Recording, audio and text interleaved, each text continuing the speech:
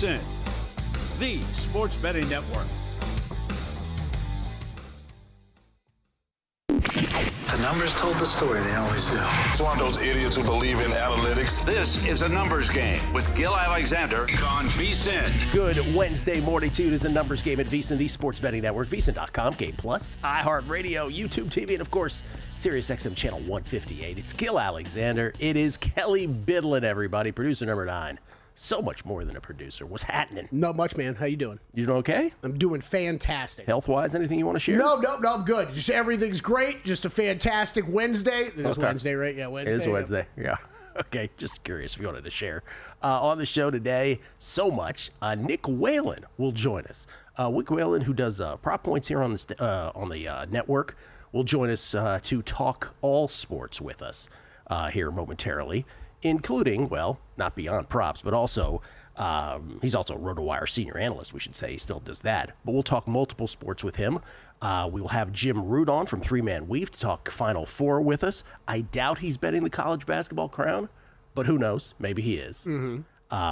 Never know with those Weavers. You never know with the Weavers. Paul Sporer on baseball, JVT on college and pro hoops, and Jason Weingard from Under a Cloud of Smoke. I also want to revisit my theory in Sacramento later on the show. We'll do that. I got to start, though, with the NBA. What a banner night. Can we say that? A blue ribbon night in the NBA. Does anybody say that anymore? No, probably not. Not that I said that either. That was generations before us. But I don't think that really works. Don't you have like a blue, or isn't blue ribbon like the prize fair? It's a blue ribbon day, that kind of thing.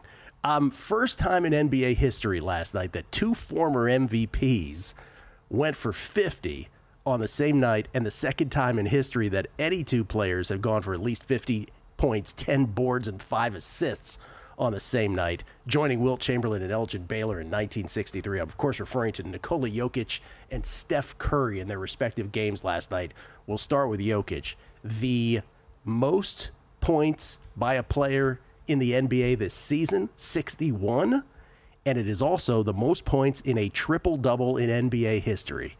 61, 10 and 10 for Jokic in defeat, by the way. In defeat. In double overtime. By the way, the NBA playoffs, say what you will about the NBA regular season.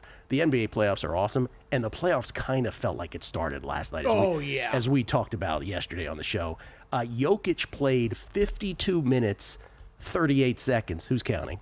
He didn't leave the court after halftime. Actually, after checking back in at the 6:28 mark in the second quarter, he never went to the bench again. I'll do the math for you. That's 40 minutes plus straight that he played of his 52 minutes plus. By the way, there's only been two other 60-point triple-doubles in NBA history. 2022, Luka had one where he went 60, 21, and 10. God bless. Okay. And then James Harden had one in 2018 where he went 60, 11, and 10. Again, last night, though, 61, 10, and 10, the most points in a triple-double in NBA history. The game ended, though, and this is, again, these have big playoff implications in terms of seeding. The T-Wolves had a lot to play for, so did Denver in terms of seeding. The T-Wolves basically had two miserable possessions in regulation, to end regulation, and to end the first overtime. And in the second overtime, they seal the win, the Timberwolves do, on a Nickeil Alexander-Walker pair of free throws. He purposely missed the third. The sequence at the end was this. Denver was up a point. They get a steal. Russell Westbrook has the ball. He's got a 2-on-1. He has a choice. Either pass it to the better free throw shooter and hope for fouls, or basically, I guess try to pull it out and waste time. The bottom line is he goes in for the layup himself and gacks the layup. Denver gets the board. Minnesota gets the board. This is high school basketball stuff. They go all the way down court. Clock's running down. Now we're in the last seconds. Remember, Denver's up 1. And Alexander Walker shoots a 3, and Westbrook fouls him with 0.1 seconds left on the clock. Thus, the 2 free throws made and then the purposely missed one, and the T-Wolves win. Westbrook with the 2 gaffes at the end. Now, again, the big question, should the Nuggets have not attempted the layup and pulled it back to run Absolutely. the clock? I think that's the answer. Yeah, absolutely. That was the bigger gaffe than Westbrook getting lost on defense and not being able to find the wide open 3-point shooter and then closing out too late for a foul. That's nothing new for Russell Westbrook. He was the last guy back down court. Right, yes, but still, that part's nothing new for Russell Westbrook. Knowing time scores situation, I expect far more from a player of Russell Westbrook in that situation. You saw Christian Brown running down the court too, because that's all he's been doing all season. All season, he's just out on the break waiting for a Jokic bomb pass for him to lay it in. And this is what these guys get used to, and it was a terrible screw up from them at the end. One more thing about Jokic, by the way. There have been 91 60-point games in NBA history. There have been 7,117 20-rebound games in NBA history and 237 20-assist games in NBA history. He becomes the second player in NBA history to do all three in a single season. The other person, Wilt. It's always Wilt. It's always Wilt. It's always Wilt. It's always Wilt. We did have straw poll come out today too. But little straw poll. The Bontemps straw poll is kind of funny this year because I feel like he puts it together and it gets released the very morning after Jokic has some ridiculous game. He does have interesting timing. It's been kind of comical this year. It's very much what you would expect. Shea 77 first place votes, Jokic 23. Is where we're at. And it's kind of reflected in the MVP market, right? Where Shea is still more, minus 2,000. So I believe it did tick down a little bit. Looks pretty prohibitive minus to me. Minus 2,000, 9-1 on Jokic. I think this was even higher, though, going into that game last night. But based on that straw poll, that doesn't want to make me bet Jokic. Because his straw polls are usually pretty dead on. About this one, at this point, it is by far the most predictive. Obviously, we're the closest to the end of the regular season. But these have been pretty rock solid over the years. And yes, I could not recommend a Jokic bet right now. So the Nuggets loss puts them, I mean, they're still in third now, but now they are only a half game ahead of the Lakers for that third spot. What preceded the Jokic performance in defeat was Steph Curry doing that damn thing in victory. Incredible. For the Warriors against the Grizzlies. Steph, 52, 12, 10 and 5. Is that right? Did he end up with 10 assists in the end? Let me check that one. I thought he fell short on the assists. What I have here might be wrong. Anyway, 52 points, and he ended up with a double-double anyway. That's the first time he's ever had 50 with 10-plus rebounds. 10 boards, yeah. 10 boards, 8 assists. Yeah, 52, 10, and 8. That's correct. Did he also have 5 steals in this game? Is that also correct? Or somebody's or I got bad stats here, but 12 threes he made. That matches. No, you're right. 5 steals. 5 steals. And a block. And a block. 12 threes matches his season high. He had 32 points at the half, going 11 of 16 from the field, 8 of 10 from outside the arc. And after he made his last 3, Steve Kerr was just like shaking his head like, I can't believe this dude. Jimmy Butler scored 27. Draymond had 13, 10, and 12. He had a triple-double. Warriors move into 5th place in the Western Conference now. They have 1 fewer loss than do the Grizzlies, the aforementioned T-Wolves, and the Clippers, who are 6, 7, and 8 right now. So with 7 games left in the Warriors season, what a monster win, particularly because they own the tiebreakers against the Grizzlies and the T-Wolves. They do not against the Clippers, by the way. Right. So it's not a done deal that they end up in the 5th spot, but I just want to say this, because right before the show, you could have done the enhanced thing on me down there at Circa. I finally did pull the trigger on the Warriors to win the West, plus 775 here at Circa. Because the only question that needs to be asked after that game yesterday, and I did ask this of you and Montesano last night via text, was, do you trust any team in crunch time more than you do this trio of players, Curry, Butler, and Draymond? And for me, the answer is a resounding no way. They are the most trustworthy group of players I want at the end of any game. And then, by the way, that includes better teams like the Celtics, Cavs, and Thunder.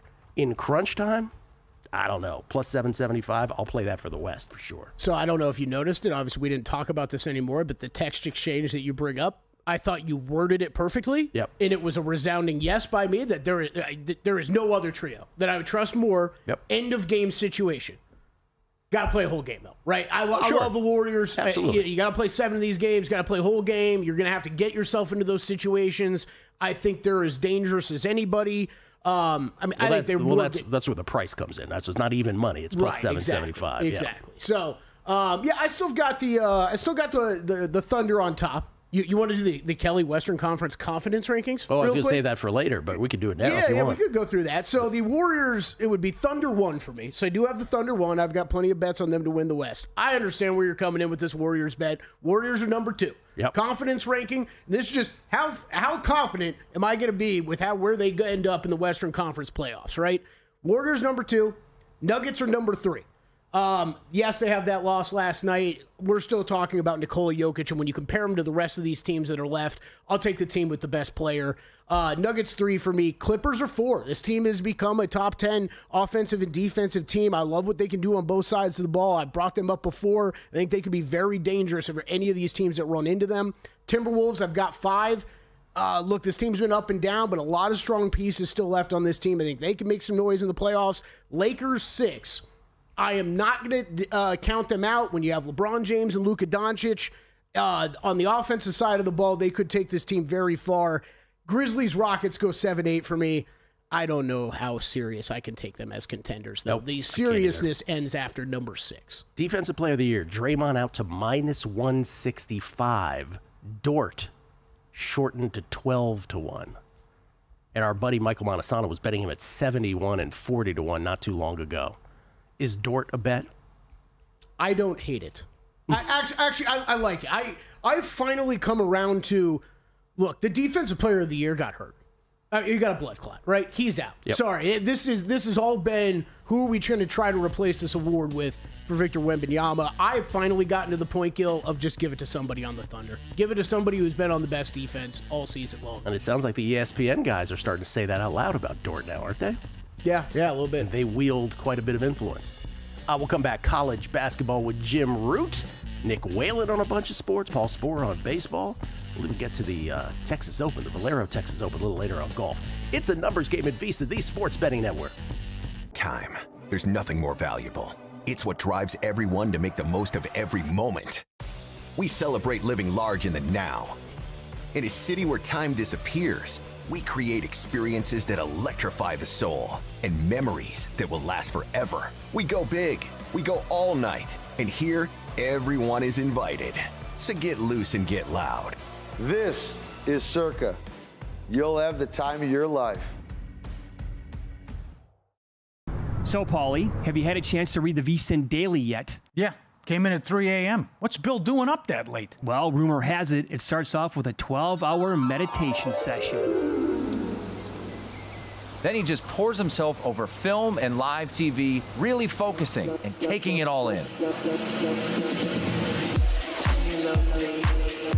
Bill's in with the biggest insiders, talking trade secrets, strategies, the whole nine, absorbing the info. And then and only then can the writing process begin.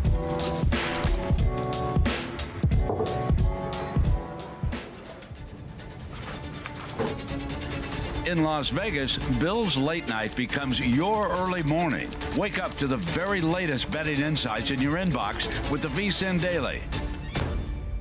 Sign up for free at vsin.com/newsletter.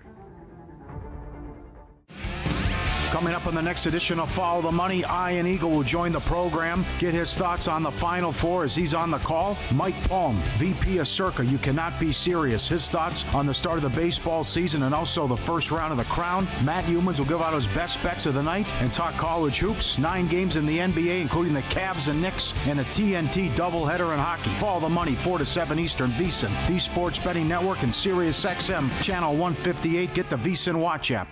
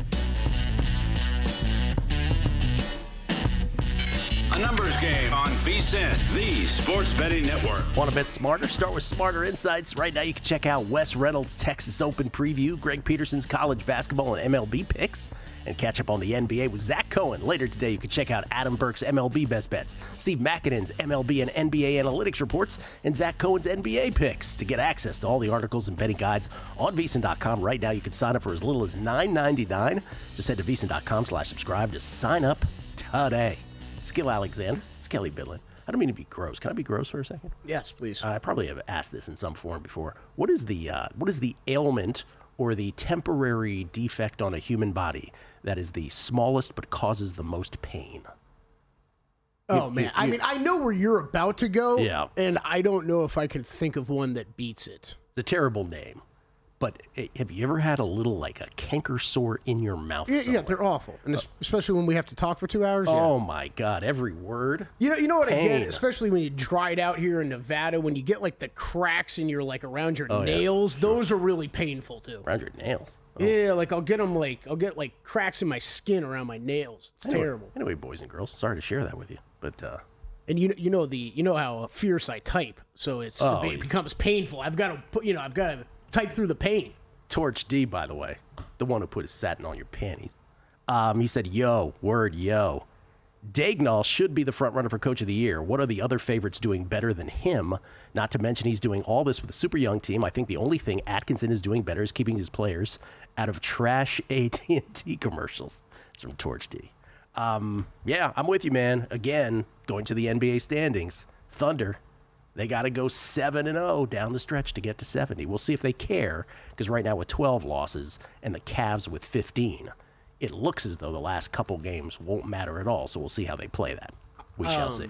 I know that Bickerstaff took a lot of money over the weekend. I disagree. I think Dags is a good bet.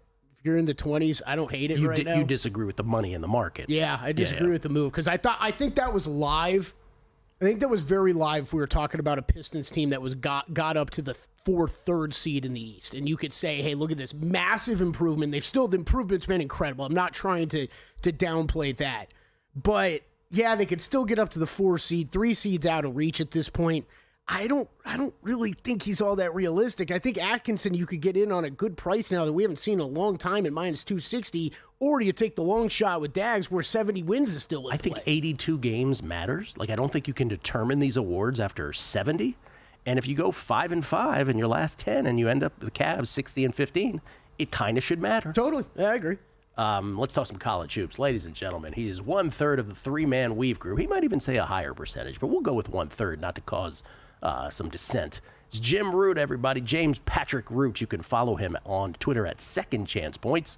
You can follow 3-Man Weave at 3MW_CBB. Comes to us courtesy of the Progressive Guest Line. Jimmy, how you doing?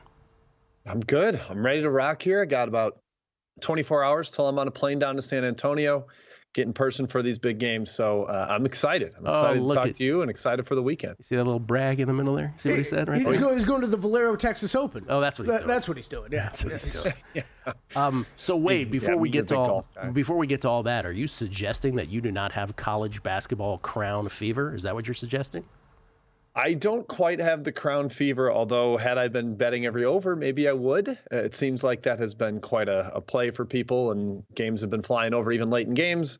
But it has not quite taken over my household, unfortunately. Yeah. Didn't we go 2-2 with the overs, though, yesterday? Or did we? Was it 2-2? I think the first day might have been 4-0. 4-0 the first day. Might have started 2-0 yesterday.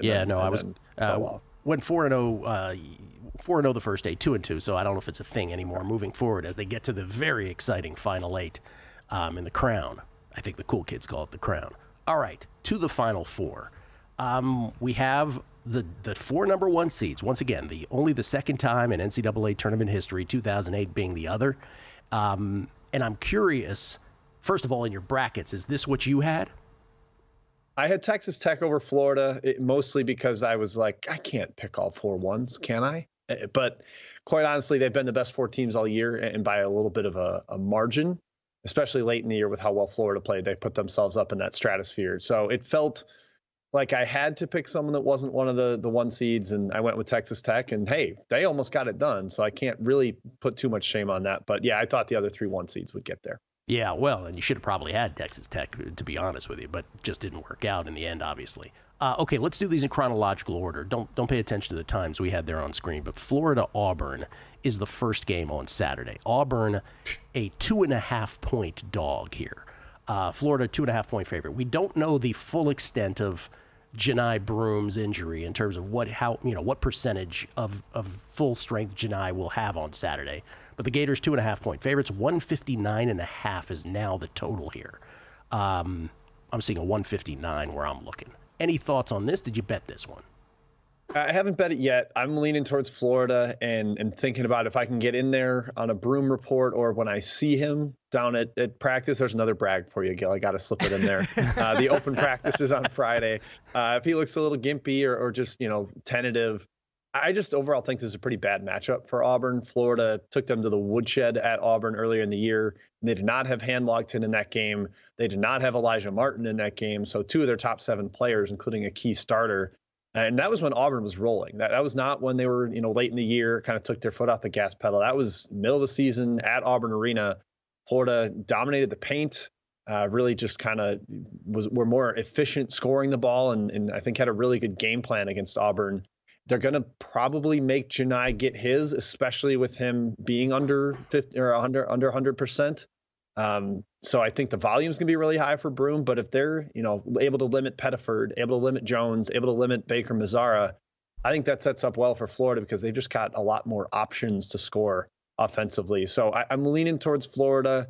And if I can kind of figure out that Broom's really not 100%, then I think that's going to end up being a pretty good side there. Yeah, usually at this point I would say I'm not hearing any Auburn love this week from anybody, and that should concern folks, but I'm not sure I'm in disagreement with you at all on that. Then it's Houston-Duke.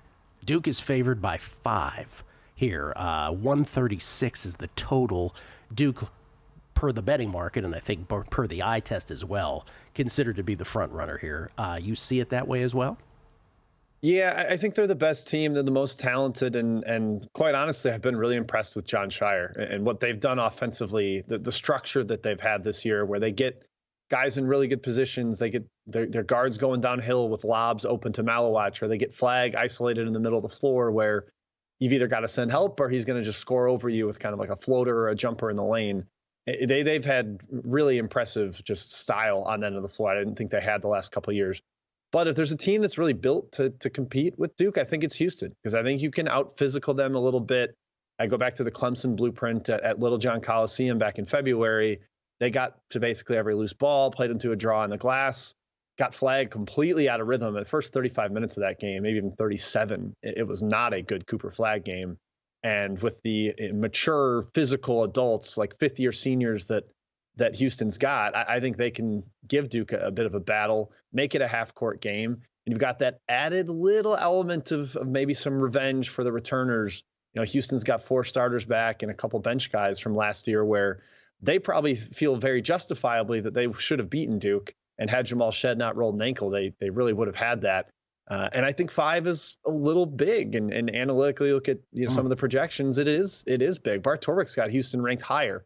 So I definitely lean that way. I haven't pulled the trigger yet because I fear Duke and just how talented they are. But, man, heavy lean towards Houston, and I'm thinking about locking that one in. If I made you make a Final Four most outstanding player bet right now, because this market is available, Cooper Flag is the short shot, plus 109. Walter Clayton Jr., Florida, plus 303. Janai Broom, Auburn, 8-1. L.J. Cryer, Houston, plus 950.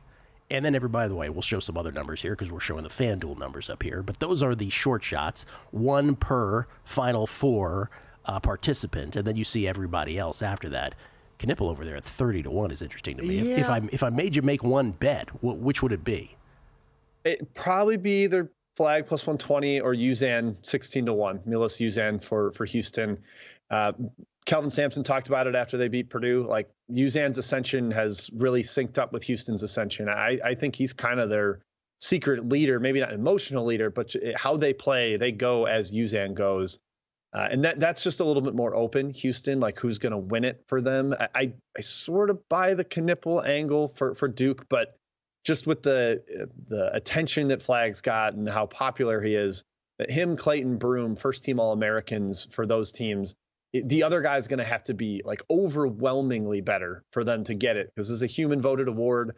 Back in 2022 when Kansas won, and I really don't think Agbaji was the best player at the Final Four. It was either Remy Martin or the big guy McCormick, and they still gave it to Agbaji. I think people just default to the best player, so it's got to be overwhelmingly somebody else. Whereas Houston's a little more balanced. So if I'm buying Houston to win the whole thing, then USAN 16-1 intrigues me. All right, Jim. Sorry to bother you on your way to San Antonio and then maybe the Masters after that. I don't know where you're going.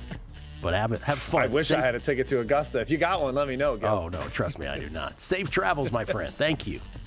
Cheers. Thanks for having me, guys. Jim Root, everybody, at Second Chance Points at 3MW_CBB for Three-Man Weave.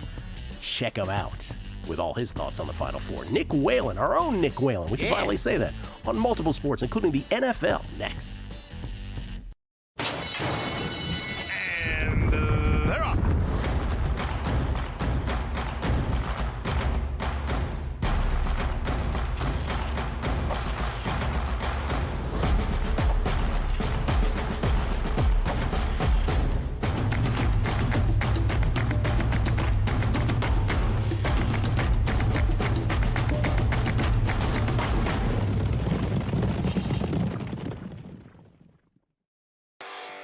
For just $9.99, VSiN's got you covered for March Mania with a VSiN Pro subscription. You'll get access to bracket breakdowns, daily expert picks, as well as our March Mania betting guide, exclusive to Pro subscribers. Go to VSiN.com/subscribe today to sign up for just $9.99. And don't forget to catch us on the go with the VSiN Watch app, or listen on SiriusXM Channel 158 and join us on the Sports Betting Network.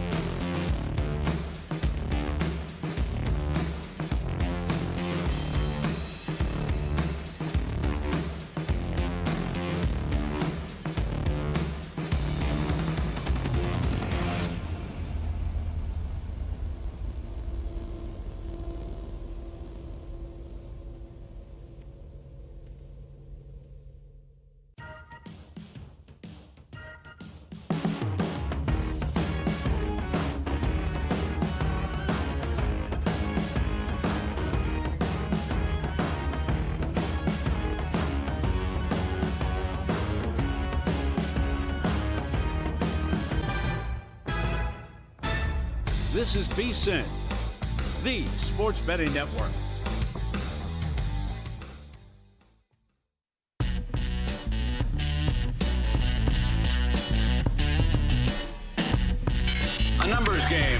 VSiN, the Sports Betting Network. Are you ready to take your sports betting to the next level? The Sharp Plays at sharplays.com is your secret weapon. Since 2011, they've been building trusted relationships with major sports books and sports insiders worldwide. They provide daily updates on what top pro sports bettors and betting groups are wagering on, so you're always ahead of the game.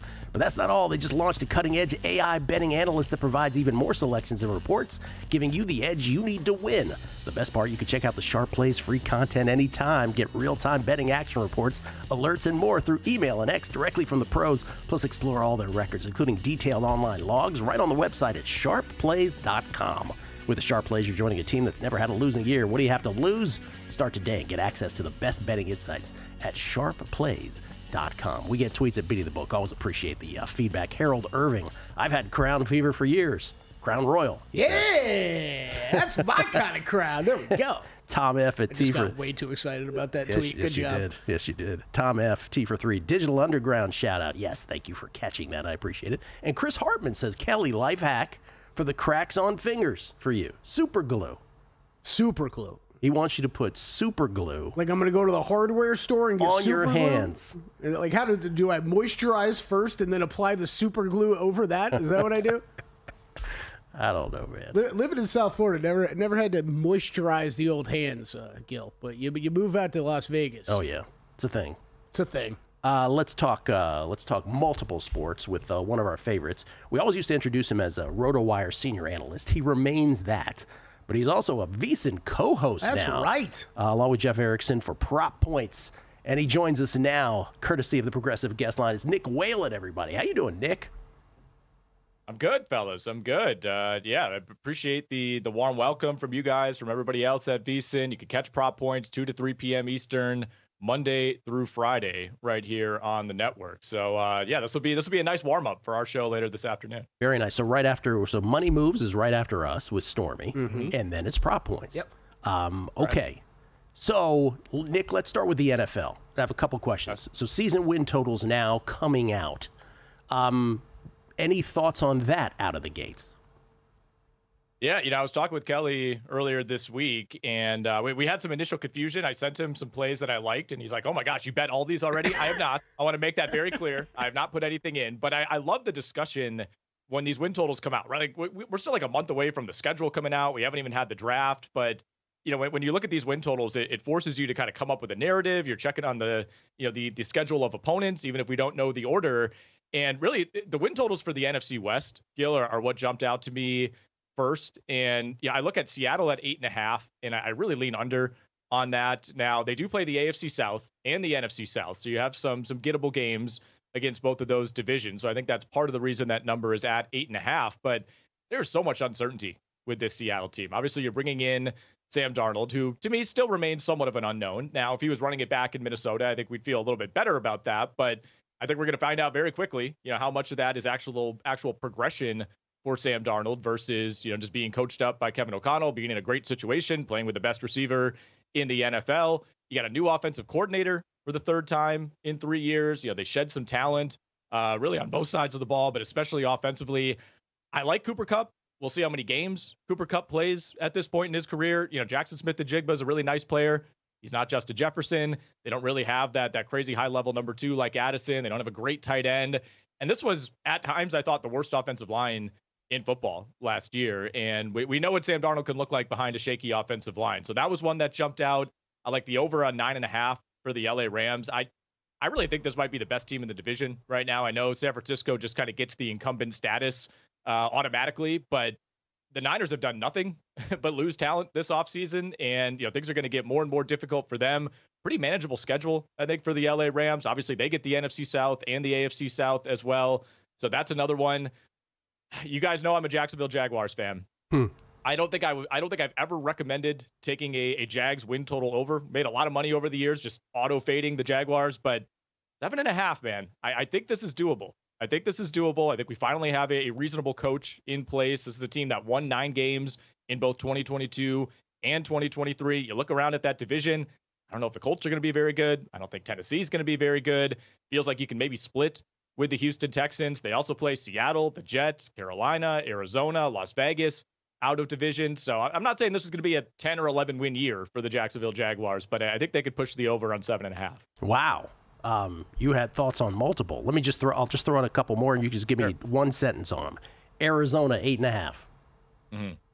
Yeah, so Arizona and Seattle at 8.5. It's like one of these is going under for sure. I don't know which one necessarily. I feel a little bit stronger probably about Seattle, but I don't really like this Arizona team either. I really don't. I don't think they got any better. You got some aging pieces on that offense, a ton of holes to fix defensively. I think this one is a win higher than I expected to come in at. KC and Buffalo, both at 11.5. Yeah. Honestly, I like the over on both of these. Wow. I think there's still a pretty clear, line of demarcation in the AFC. You got your 3 or 4 teams at the top, and certainly I think Kansas City is one of them. Yeah, the Chiefs got very lucky over and over last year, but I think, getting Rashee Rice back is going to be massive for this team. I think we talked a lot about, man, Mahomes doesn't look like Mahomes. This offense feels broken. Well, you're missing one of the 10 best receivers, in my opinion, in the NFL. You bring him back. You bring back Hollywood Brown. I think for a Kansas City team that was, for a while looking like they were pushing for 17-0, I think it's totally reasonable that this could be a 12-13 win team. And, I was actually out on Buffalo last year. I thought that might be their soft reset season where they'd still be competitive, but they wouldn't be elite. And I feel better about this roster now than I did this time last year. And, New England's better in that division, but Miami doesn't feel as fierce. I'm not really scared of the New York Jets. So I think Buffalo is set up well, for another very Buffalo-like season. Wow. Kelly, ask me about Washington 9.5 real quick. Hey, Gil, do you love or like the over 9.5 on Washington? Adore. I adore it. Shocking. I'm shocked to hear this. No, I'm like you for many, many years, better part of two and a half decades. I was always fading, but I love the over on that. 10-7? You don't think they can go 10-7? Okay, NFL draft. Any thoughts at the top? Oh, man, this is a very interesting draft in that, I think it's more of like an infrastructure type of draft, if that makes sense. You don't necessarily have these flashy names at the top. It's starting to feel like Cam Ward, to Tennessee, or even if Tennessee were to trade out as the number 1 pick, that one to me makes some sense. Shedeur Sanders just kind of being in for some teams, out for others is kind of thrown off the top of the draft. But I haven't really bet a whole lot in terms of the NFL draft right now. I will say one thing that I have been tracking, though, is the receiver market as far as the first receiver to be selected. Like a week and a half ago, Ted McMillan was like minus 650 to be the number 1 receiver drafted. We have seen quite a surge from Matthew Golden, who, of course, had the great 40 time at the combine. McMillan's now just minus 200 to be the first receiver off the board. Matthew Golden now plus 150. That's an interesting market. That's something I would look at. I still think McMillan is that guy. But, I think there are some teams that might prioritize the speed of Matthew Golden. So that receiver market, the changes we've seen there, we haven't really seen that at other positions. So that is something that maybe I would take a look at. Okay. Once again, Nick is the co-host of Prop Points. Give us in our last few minutes here a sort of snapshot of what folks will get on Prop Points when it pertains to either the Final Four or the NBA or anything else you want to talk about. Yeah, so I am kind of our resident NBA guy, if you will. Not sure I would give myself that title, but I split the show with Jeff Erickson. He's my co-host. We host 2 hours of radio together every day as well. You can catch that on Sirius XM Fantasy. And Jeff is a baseball guy. He is a certified baseball guy. He's been doing this for 25 plus years. So this time of year, we do at least one segment breaking down daily baseball bets. That's usually Jeff's forte. We still break down the NBA, although good luck on tonight's slate. I know you've taken a look at that, Kelly. Mm-hmm. We have 9 games, and 7 of them are currently holding double-digit spreads. One of them had a double-digit spread last night until the Denver Nuggets ended up playing into double overtime, and now there's some expectation that they could rest some guys on the second night of a back-to-back. But it's a healthy mix of baseball, basketball. We'll talk plenty of March Madness. Mix in whatever's going on. As we get closer to the NFL draft, we'll have some special shows coming up for that. We talk a lot of golf as well. Both Jeff and I are big golf guys. So we try to bring a variety. I think that's kind of been our bread and butter at RotoWire over the years. We're not one of those sites that just specializes in one sport and that's all we do. We try to be jack of all trades as much as we can. What's your strongest Final Four opinion here? Well, from the start, guys, I've not put together a fantastic bracket for the 25th year in a row, but Florida and Duke has been my national championship matchup. I have Florida beating Duke in that matchup. Right now, I'm just looking at a Florida-Duke money line parlay. I know it's boring, coming down to Saturday night's games. You can get that at about plus 135 at the DraftKings Sportsbook. I feel good about both of those teams winning straight up. I do think we get 2 close games. Florida obviously has already beaten Auburn. They only played once during the regular season, but to me, Florida is just the more consistent team. Their role players show up more consistently. They're as deep as anybody in the country. Not 100% sure Johni Broome is going to be 100% for this game. I mean, it looked like it was both elbow, knee, ankle, everything on that play. So I think that's something that's gone a little bit undercovered. And, Auburn's gotten off to some sluggish starts so far in this tournament. So I'd maybe look at a first half under, maybe look at Florida on the first half line. Auburn survived, shooting 39% against Michigan, 42% against Michigan State. Can't do that against Florida. All right, prop points. Nick and Jeff, 2 p.m. Eastern, 11 a.m. Pacific, right here at VSiN. Appreciate it, Nick. Great seeing you, man. Hey, you guys too. Thank you. Also doing his thing at RotoWire still, for those who might be wondering about that. When we come back, I continue with my Sacramento ballpark theory, and Paul Sporer tells me I'm an idiot. Probably. That's next. Numbers Game, VSiN, the Sports Betting Network. Got a good thing coming. Just wait and see. It's a good.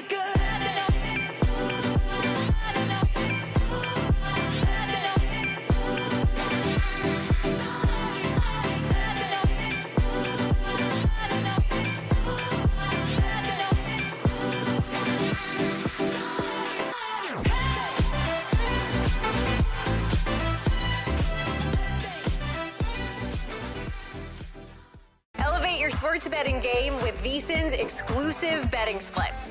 Stay ahead with real-time market trends and track bet percentages on any matchup, then uncover the edge by comparing them to the amount of bets placed to find out where the sharp money is headed.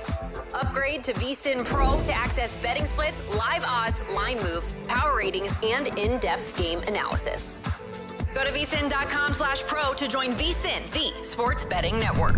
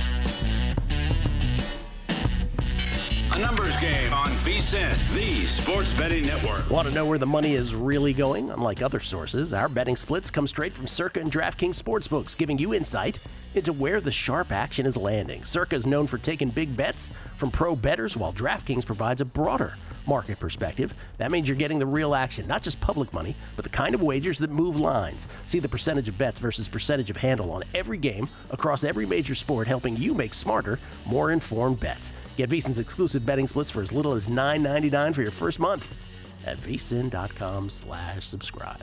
We get tweets at Beating the Book, always appreciated. Chris Hartman wants to clarify. He says, Kelly, Fuel at Circa, the little shop across the way here, probably has a small tube of super glue available behind the counter. Seals the crack, moisturize after it dries, he says.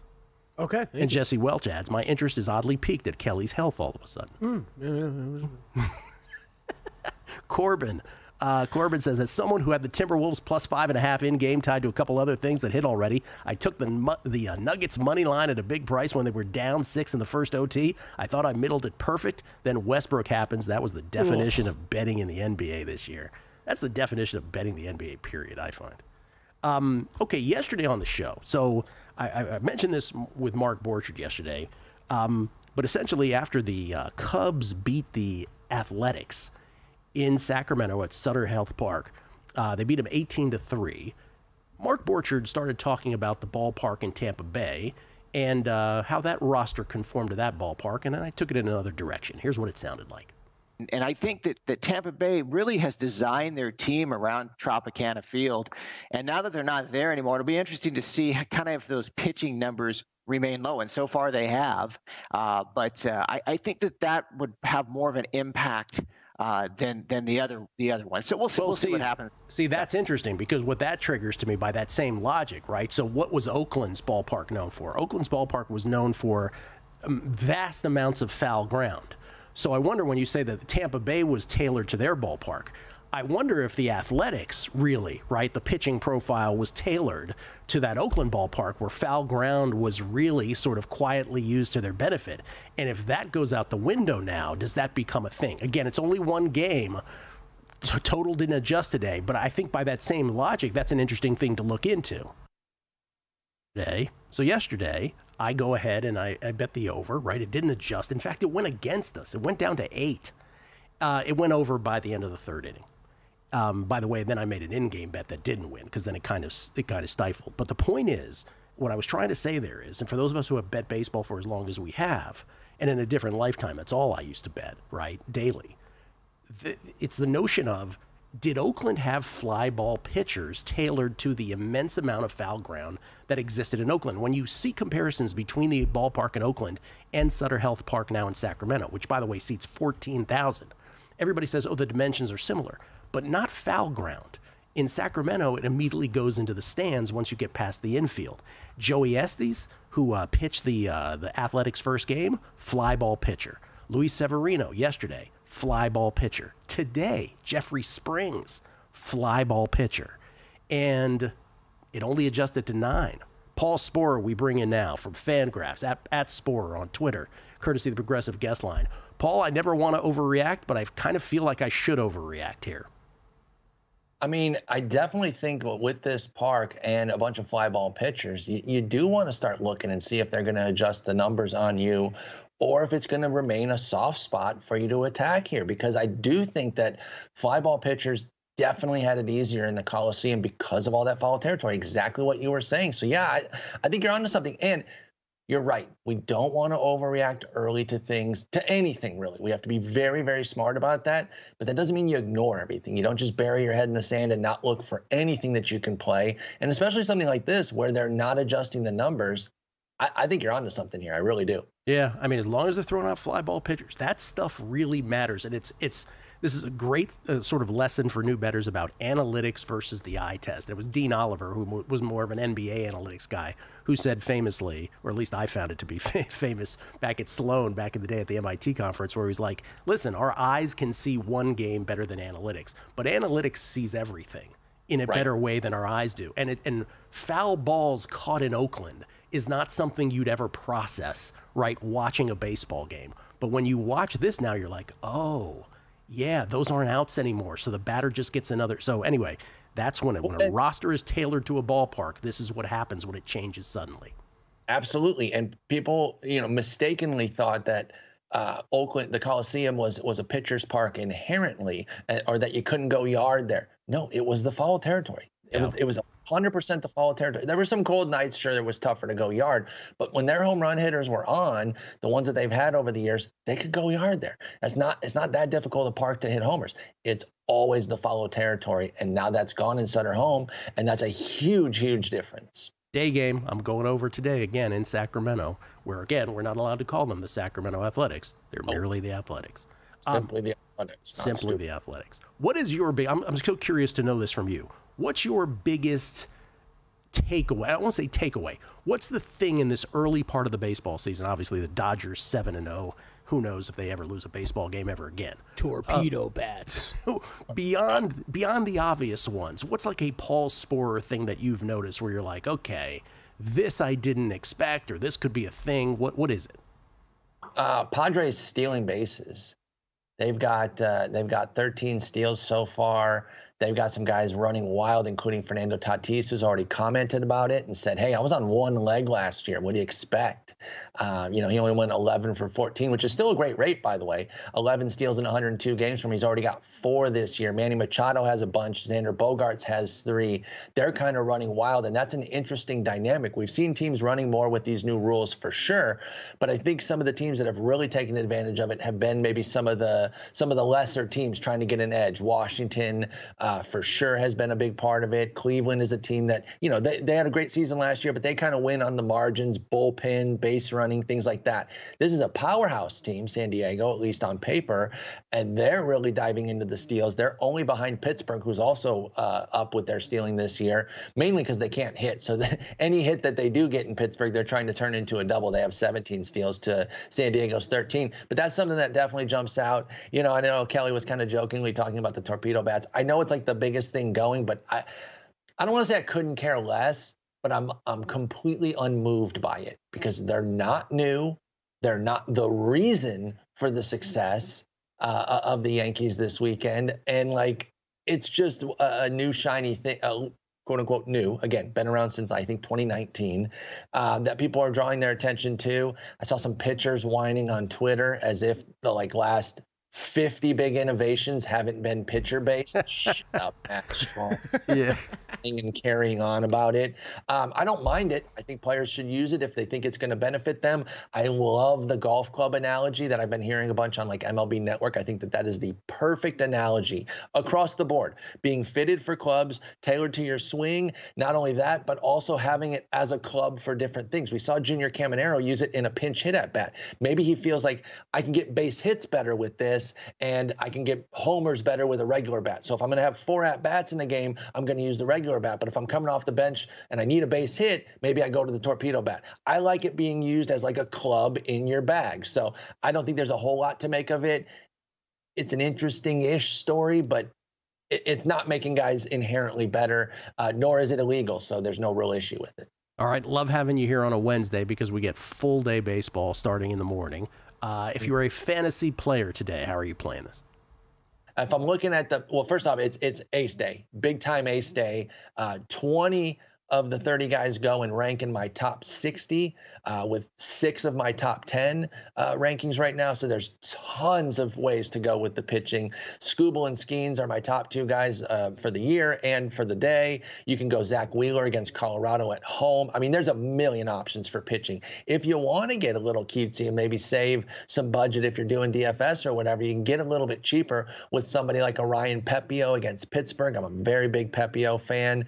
Clay Holmes at Miami, probably going to be coming in a bit cheaper because the money's going to go toward the Skubal, Skeens, Wheeler, Crochet, Reagans, Snell. Again, I could name them all, but we're running out of time here. There's just so many different ways to go. Now, if you're looking for offense, where do you go on a day like this when 20 of the 30 pitchers are pretty damn good? I think you start looking at those Padres. So if you do want to save some on pitching to try to get some Padres in your lineup going against Ben Lively, I like that.